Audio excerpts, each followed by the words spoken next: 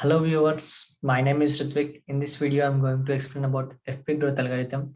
Basically, FP growth algorithm is used to discover frequent item set FP, which means frequent pattern. It encodes data set using a compact data structure called FP tree. So to generate FP tree, we need to have transaction table. And after the generation of the FP tree, we can extract the frequent item set. So to generate the FP tree item set, we need to have two requirements. Those are transaction table and minimum support count number.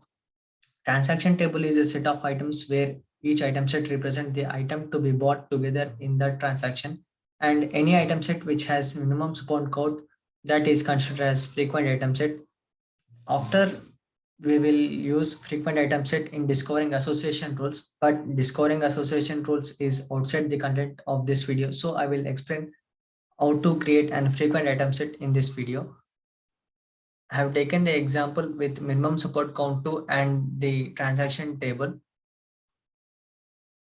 And to generate the frequent item set, the step one is to count of distinct item set with their frequencies. These are the distinct items of the transaction table and their counts. And in step two, we need to rearrange item set as per the frequency count of the items. If we see transaction one, the transaction 1 of the items B comma A, the count of B is 7 and A is 8 from the step 1. So we need to rearrange them as per the frequency.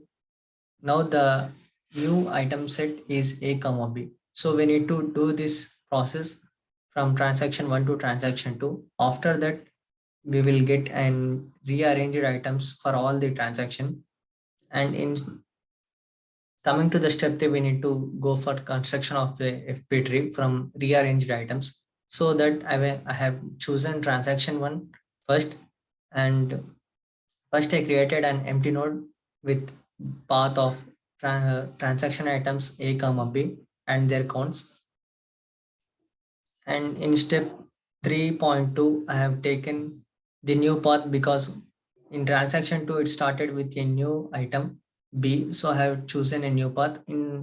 If we see the transaction 3, it started with A, which is repeated in 1. So I reused the A to generate a new path, and I incremented the value count of A with 1.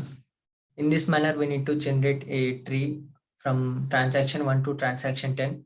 If we generate all the paths, we will get a tree like this. And from the tree, we need to go for the creation of frequent item set.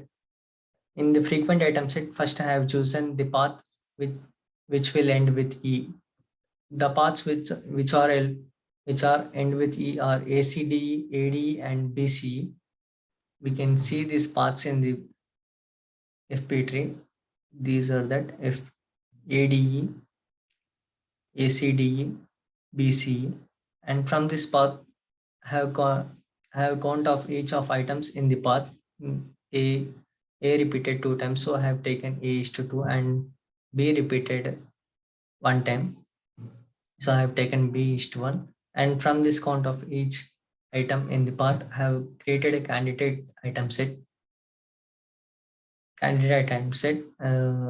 These are that A, B, C, and D.